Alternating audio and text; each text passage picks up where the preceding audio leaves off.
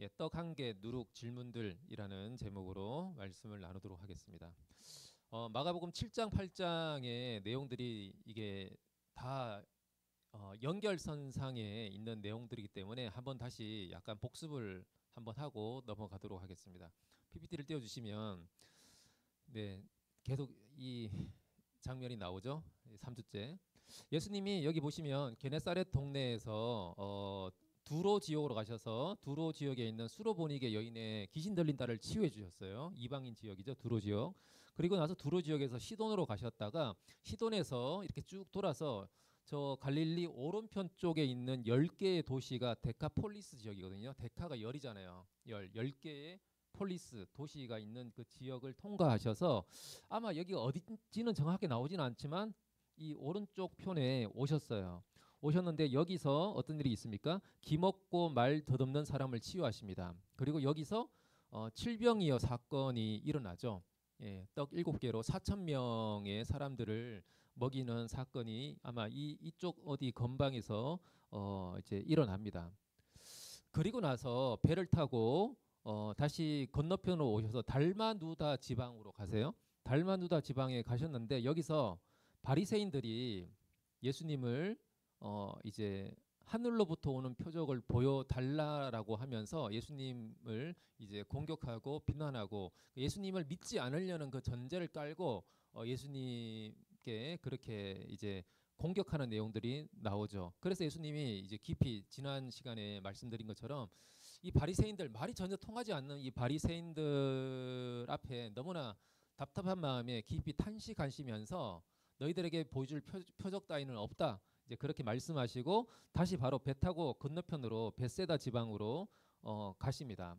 예, 가셔서 벳세다의 시각장애인 다음 본문이죠. 다음 본문에 나오는 시각장애인을 치유하는 사건이 일어나는데 오늘 본문은 여기 바리새인들의 그러니까 부딪히고 이 사람들을 피해서 다시 배 타고 가는 그 중간에서 일어난 사건이에요. 그러니까 배 위에서 일어난 사건입니다. 자, 배 위에서 일어난 이제 사건인데 오늘 이야기는 떡 한 개라는 표현에서부터 시작을 하죠. 예. 본문에 보면 이제 떡을 가져오기를 제자들이 잊어버렸어요. 예. 엄청난 급식 기적이 일어났잖아요. 엄청난 급식 기적이 일어나서 떡을 가져오기를 잊은 채로 배에 탔는데 배에 떡이 한 개밖에 없었다라고 기록하고 있습니다. 배에 떡이 딱 하나밖에 없었어요. 근데 마침 그때 예수님이 경고를 하시는데 바리새인들의 누룩과 헤롯의 누룩을 주의해라 이렇게 갑자기 경고를 하세요. 예. 그러니까 예수님도 약간 뒤끝이 있는 거죠. 이 바리새인들이 여기서 부딪혔기 때문에 그게 배 타고 오면서 계속 마음에 남았던 것 같아요. 예수님도 남았기 때문에 제자들한테 안 되겠다. 제자들에게 한번 그래도 다시 한번 얘기하겠다. 바리새인들과 헤롯의 누룩을 주의해라 이렇게 예, 자기 심정을 좀 이렇게 표현하고 싶었는데 이렇게 얘기를 했어요. 예, 얘기를 했는데 제자들이 이제 동문서답을 한 거죠. 우리 우리 혹시 떡을 안 가져왔다고 뭐라고 하시는가? 지금 먹을 게 없어서 지금 뭐라고 하시는 건가? 이렇게 동문서답을 한 거예요. 예, 이해되시죠? 오늘 본문의 내용이 그렇습니다. 여러분 근데 누룩이 뭔지 아시죠? 예, 제빵 제가 이런 거 하시는 분 잘 아실 텐데 밀가루에 빵을 만들 때 효소를 넣어서 빵이 이렇게 잘 부풀어 오르도록 하는 게 누룩이잖아요. 그래서 성경에 보면 이게 누룩이에요. 누룩을 넣어서 만든 빵을 유교병이라고 합니다. 유교병. 예. 유교병이라고 하고요. 근데 누룩을 빼고 만든 빵을 무교병이라고 해서 이렇게 약간 날씬하고 크래커 같은 이런 이제 빵이 되는 거예요. 예. 성경에 나오죠. 이렇게 출애굽할 때는 어떻게 합니까? 유교병을 먹어요. 무교병을 먹습니까? 다해야. 갑자기 당황스럽죠. 잘하네요. 다음 골든벨 기대하겠습니다. 네. 그래 출애굽할 때는 무교병을 먹었어요. 왜냐하면 너무 급하게 나왔기 때문에 효소 따위를 넣을 시간이 없어서 무교병만 만들어 빨리 나가라 그런 거예요. 근데 성경에는 이 누룩을 좋은 의미로 사용하는 경우도 있습니다. 예, 하나님 나라가 확장되는 것에 대해서 얘기하실 때는 누룩이 하나님 나라를 확장하는 개념으로 좋은 의미로 사용하고 있어요. 근데 성경에 또 나쁜 의미로 사용할 때는 오늘 본문에서 사용하는 것처럼 여기서 누룩은 왜곡 원래 본질을 왜곡하거나 변질시키거나 오염시킨다는 의미로 나쁜 의미로 사용할 때는 또 이렇게 누룩이라는 표현을 씁니다. 오늘 본문에는 나쁜 의미예요, 좋은 의미예요? 나쁜 의미예요. 예, 그 누룩은 무조건 나쁘다고 생각하시면 안 되고 좋은 의미로 사용할 때도 있고 나쁜 의미로 사용할 때도 있는데 오늘 본문은 나쁜 의미로 사용한다. 그 의미는 원래에 있는 것을 왜곡시키거나 변질시키거나 오염시키는 것을 의미하는 것으로 이제 이해하시면 되겠습니다. 네, 일단 요거 기본 지식으로 깔고 네, 다음에 설명하겠습니다. 네. 그래서 예수님이 이 뒤끝이 있으셨던지 바리새인들과 헤롯의 누룩을 주의해라 이렇게 경고를 하셨어요. 경고를 했는데 좀 설명을 드리면 바리새인들의 누룩은 율법주의적인 세계관을 의미하죠. 아주 엄격하게 율법을 지킬 수 있는 유대인들을 위한 나라를 하나님이 세워 주시기를 원했습니다. 그러니까 자신들의 기준에 맞지 않으면 그 사람들을 배척하고 그 사람들에 대한 폭력성을 드러냈던 것이 바리새인들이었어요. 그러니까 속마음은 자신들의 기득권을 위협하는 예수님을 제거하기 위한 그런 동기의 악함을 의미한다고 볼 수 있죠. 바리새인들의 누룩은. 예. 그래서 우리가 지난 시간에 살펴봤던 것처럼 오늘 본문의 전문맥에 네가 메시아인 그리스도인 표적을 보여봐라. 그러니까 불신을 믿지 않으려고 하는 불신을 전제로 해서 예수님을 공격하는 그런 바리새인들의 그런 속마음, 위선, 그런 율법주의적인 그런 세계관이 바리새인들의 누룩이라고 볼 수가 있습니다. 여러분 사탄도 비슷한 요구를 했는데 예수님이 광야에서 40일 동안 이제 시험을 받을 때 세 가지 시험을 받았잖아요. 네가 하나님의 아들이라면 뭐 이 돌을 떡으로 만들고 네가 하나님의 아들이라면 예루살렘 성전의 꼭대기에서 뛰어내리기 직전에 천사가 붙들어 줄 거고 네가 하나님의 아들이라면 아니 뭐 내게 절하면 뭐 세상을 다 주겠다. 이런 시험을 하잖아요. 거기서부터 보면 사탄이 예수님 성전 꼭대기에서 네가 하나님의 아들이라면 뛰어내려라. 그러면 바닥에 떨어지기 직전에 천사들이 붙들어 줄 것이다. 이렇게 이제 시험을 합니다. 그러니까 사탄도 반쪽짜리 진리를 얘기해요. 네가 하나님의 아들이라면 예수님 하나님의 아들 맞잖아요. 그러니까 네가 하나님의 아들이라면 진리를 그렇게 제시를 하지만 그 사탄의 시험의 의도가 뭡니까? 네가 하나님의 아들이면 뭐 하냐는 거죠. 예.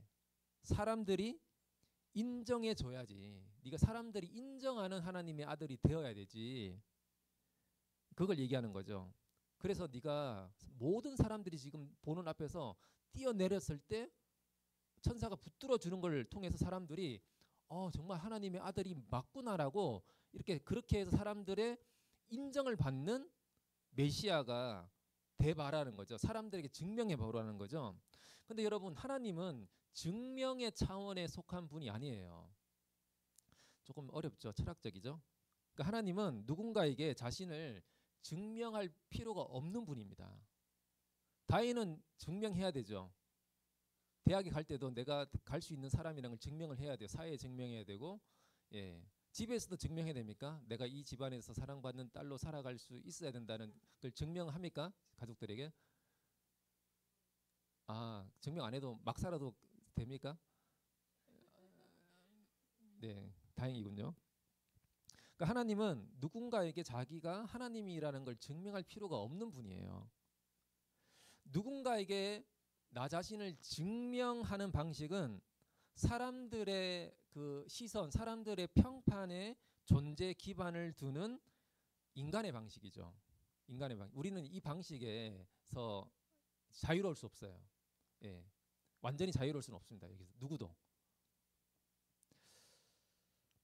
그러니까 예수님을 인간의 방식으로 끌어내리려고 하지만 예수님은 나를 시험하지 말라라고 하시고 물리치시죠. 이 사탄의 시험에 대해서 시험하지 말아라. 그리고 물리치세요. 그러니까 이 바리새인의 누룩은 다시 얘기하면 종교의 누룩을 대표합니다. 종교의 누룩을 대표합니다. 진리를 왜곡하고 본질을 훼손시키는 그런 누룩을 바리새인의 누룩이라고 볼 수 있습니다. 두 번째 헤롯의 누룩. 헤롯의 누룩은 뭐냐면 헤롯은 유대인이 아니잖아요. 유대인이 아님에도 불구하고 지금 유대 지역을 다스리는 왕이었어요. 예, 유대 지역을 다스리는 왕이었고 세례 요한을 처형한 장본인이죠. 세례 요한을 처형했는데 그 스토리 아시죠? 예. 세례 요한이 자기의 도덕적인 어떤 문제를 지적하자 세례 요한을 감옥에 가두잖아요. 감옥에 가두었지만 이 사람을 해코지하지는 못해요. 왜냐하면 이 헤롯도 양심이 있거든요. 이 사람이 진짜 하나님의 사람이고 함부로 할 수 없는 하나님의 선지자라는 걸 인정하고 있어요. 헤롯도. 그래서 감옥에 비록 가두긴 했지만 자기를 공격했기 때문에 하지만 이 사람에 대한 존경심을 가지고 있었거든요. 근데 이제 그 딸이 춤추고 나서 아빠가 이 나라의 절반이라도 줄게 뭐든지 소원을 얘기해봐라 했을 때 뭐라고 얘기했습니까? 세례 요한의 목을 베어 주십시오라고 했을 때 세례 요한이 어떻게 반응합니까? 굉장히 근심했지만 같이 있는 사람들로 인해서 결국은 소원을 들어주고 세례 요한을 목 베어 죽이잖아요. 같이 있는 사람들이 누구였어요? 고위 관리 공직자들이었거든요. 예, 그러니까 자기 권력 기반을 함께 지지할 수 있는 사람들한테 자기가 약속을 했는데 자기 체면 때문이기도 하고 이 사람들 때문에 성경 본문에 보면 그 사람들 때문에 세례 요한을 목을 베어 죽이는 결정을 하게 됩니다. 그러니까 이 헤롯이라는 사람은 자신의 권력 유지를 위해서 정의를 저버리는 지도자였어요. 그러니까 왕이라는 위치에 있잖아요. 이 사람이 왕이라는 위치에 있으면 왕의 역할이 뭡니까? 잘 통치하는 거죠. 공평과 정의를 잘 통치하는 거고 오늘날로 말하면 잘 정치를 하는 겁니다. 그게 지도자 왕의 의무인 거죠.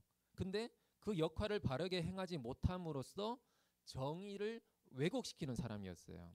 그러니까 헤롯은 정치의 누룩을 대표한다고 볼 수 있습니다. 그러니까 지도자가 왕이 자신의 이익을 위해서 정당히 행해야 될 그 통치 행위, 예, 그 정의를 실현해야 될 그 행위를 그 왜곡시키고 있는 사람입니다. 그런데 제자들은 예수님이 바리새인들과 헤롯의 누룩을 주의해라 이렇게 얘기했는데 제자들은 못 알아들어요. 이 얘기를 무슨 말인지 못 알아듣고 우리가 지금 떡을 하나밖에 안 가지고 왔기 때문에 지금 떡이 없다라는 그 현실에 매몰된 상황에서 갑자기 예수님이 누룩 얘기를 꺼내니까 자연스럽게 떡 얘기에 확 꽂혀버립니다. 이 사람들은.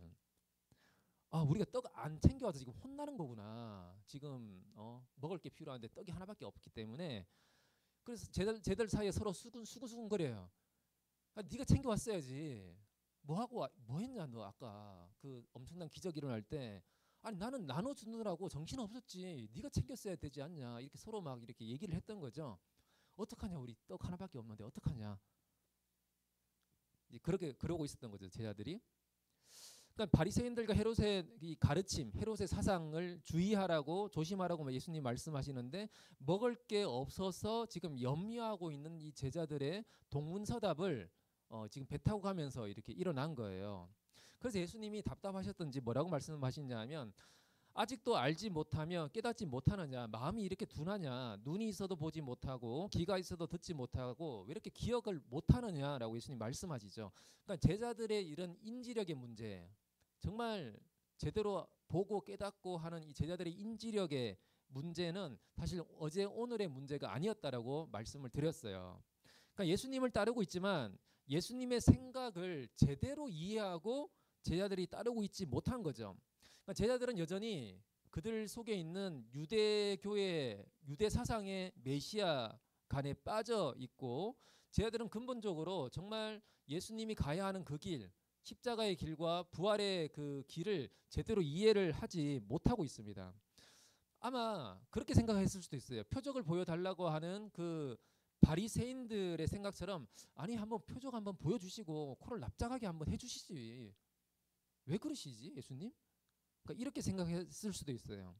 그러니까 제 아들은 여전히 자신들이 이해하고 싶은 대로 예수님의 말씀을 이해하고 자신이 믿고 싶은 대로 예수님을 지금 바라보고 있는 거예요.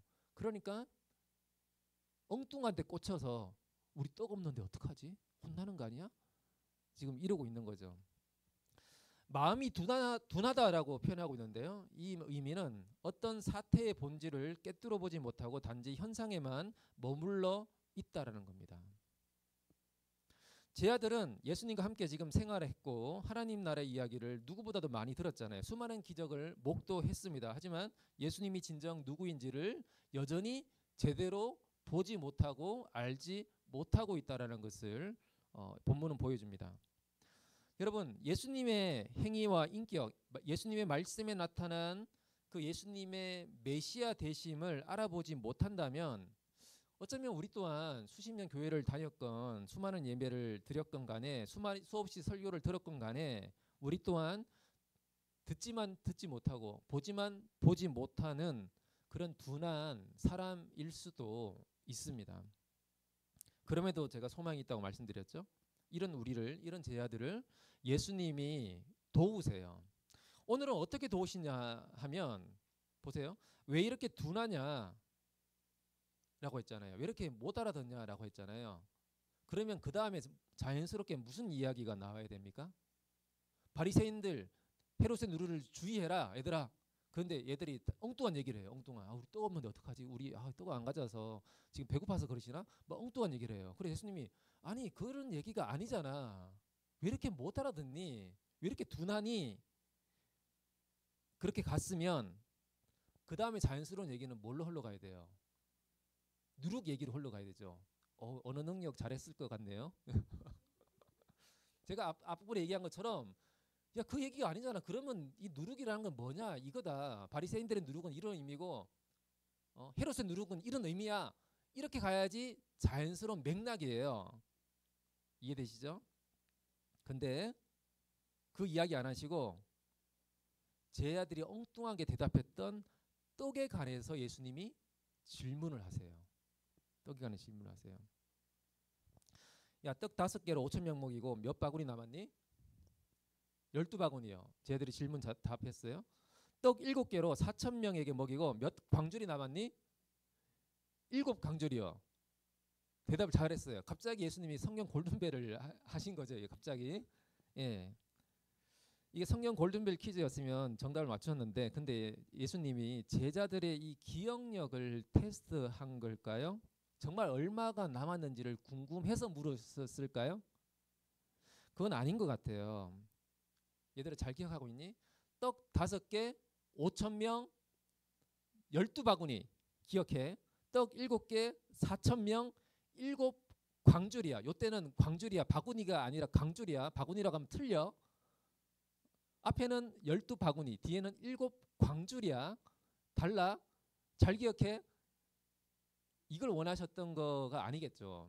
나중에 성경 골든벨 할 때는 이렇게 나올 수가 있어요. 나올 수 있지만 예수님이 이걸 이제 원하신 건 아닌 것 같아요. 마치 이건 이런 거예요. 2 더하기 2는 뭐니? 4요. 그러니까 2 더하기 2가 정말 4라는 걸 몰라서 물으셨을까요? 그런 의미는 아닌 것 같아요. 그러니까 2 더하기 2가 야, 2 더하기 2는 뭐야? 사실 이 질문에는 단순히 4라는 답을 얻기 위한 것보다는 보통 이런 질문 던질 때는 2 더하기 2가 4인 것처럼 이거는 너무나 명명백백하고 너무나 당연하다라는 것을 보통 물어볼 때 야, 2 더하기 2는 뭐야? 이렇게 물어볼 수 있잖아요. 그러니까 마찬가지예요. 예수님이 그렇게 물어보신 거죠.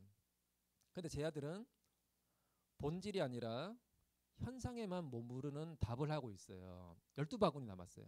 7광줄이 남았어요. 이렇게 답을 했죠. 그러니까 예수님은 이 질문은 왜 기억 못하니? 5,000명 먹이고 얼마 남았니? 4,000명 먹고 얼마나 남았니? 이 질문은 그 급식 기적의 실체가 뭐냐라고 물어보신 거죠. 예수님은 제 아들로 하여금 진리를 깨닫게 하기 위해서 이렇게 질문을 던지고 있습니다. 오병이어 칠병이어 사건은 생명의 떡을 주시는 하나님을 예수님이 재현하고 계시는 거라고 제가 여러 차례 말씀드렸잖아요. 예수님이 참 생명을 주시는 생명의 떡이시기에 예수님이 함께 하시면 그 떡에 대해서 먹고 사는 것에 대해서 걱정할 필요가 없다라는 거. 떡이 한 개밖에 없다고 너희들이 염려하는데 그 생명의 떡이 한 개면 충분하다라는 거. 예수님이 생명의 떡이시기 때문에 내가 너희들과 함께하면 그런 걱정할 필요 없다. 내가 생명의 떡이기 때문에 모든 인류가 배부를 수 있는 생명의 양식 내가 있기 때문에 충분하다라는 것을 이 급식 기적을 통해서 예수님이 말씀해 주시는 거잖아요. 그 본질을 물어보신 거죠. 근데 저는 이렇게 설교이기 때문에 이렇게 자세하게 풀어서 답을 여러분한테 알려주셨는데 예수님은 오늘 본문에서 그 답을 안 알려주세요. 안 알려주시고 그냥 21절에 보면 또 질문 던지세요. 내가 몇 강줄이 남았니? 얼마 남았니? 현상만 대답하고 났을 때 예수님이 아직도 깨닫지 못하느냐? 또 이렇게 질문만 던지시고 스토리를 끝내세요. 여러분, 이 질문과 대답의 과정을 통해서 제자들이 스스로 진리를 깨닫게 하는 이런 교육 방식은 사실 오래전부터 고대 철학자들과 영적 지도자들이 제자들을 가르쳐온 방식이고 오늘날도 여전히 탁월한 교육 방식이에요. 유대교의 그 하브르타라고 하죠. 토론 방식 교육도 이런 거죠. 이런 거예요.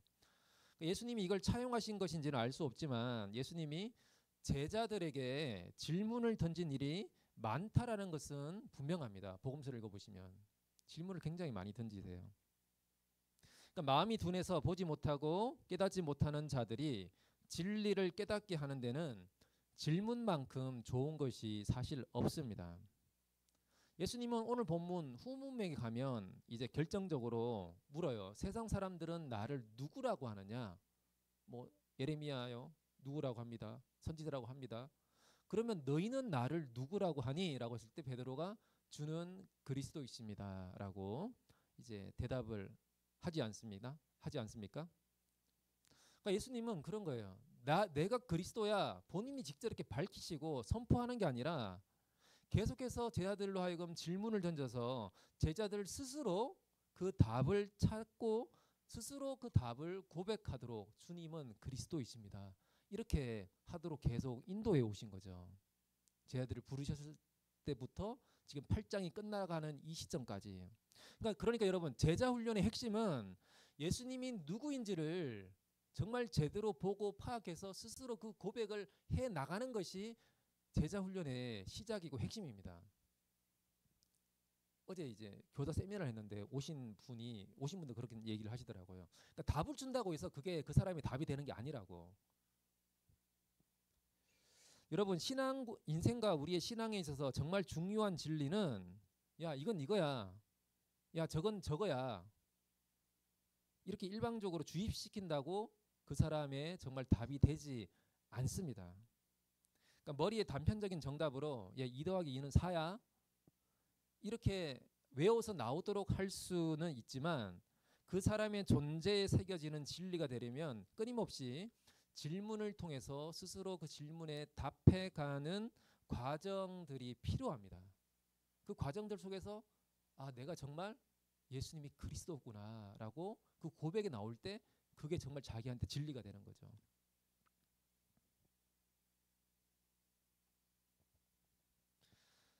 이 세상 현실의 거대한 파도 속에서도 정말 이런 상황 속에서도 예수님이 여전히 나의 주님이십니까?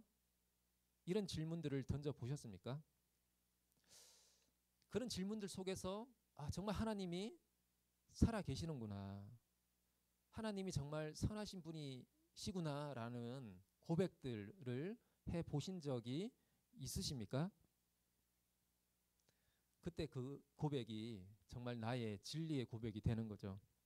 성경에 나오는 수많은 인물들이 하나님께 질문을 던지고 하나님의 질문에 응답해가는 이야기들이 굉장히 많습니다. 태초부터 아담아 네가 어디 있느냐 아담한테 질문을 던지시죠. 가인에게도 너는 왜 이렇게 화가 났느냐 너의 동생 아벨은 어디 있느냐 하나님이 이렇게 질문을 던지세요. 아브라함도 하나님께 질문을 던집니다. 소돔과 고모라가 멸망하기 직전에 하나님 도대체 의인들이 있어도 멸하시겠습니까? 그게 정의입니까? 하나님께 아브라함도 이렇게 질문을 던집니다. 다윗이 쓴 수많은 시편들을 읽어보십시오. 질문들이 엄청 많아요.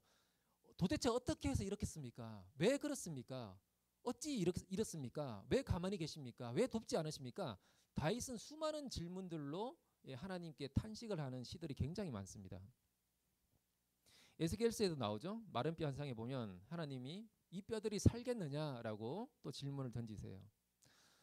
여러분은 신앙의 본질에 대해서 질문할 수 있는 사람입니까? 질문을 던지는 사람입니까? 아니면 지침이 주어지고 제시된 답을 따라야 하는 신앙생활에 익숙해져 있는 사람입니까?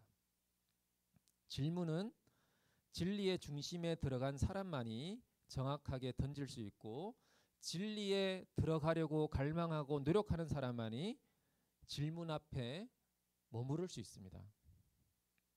그런데 여러분, 한국교회 성도들에게는 질문이 사실 거의 없습니다.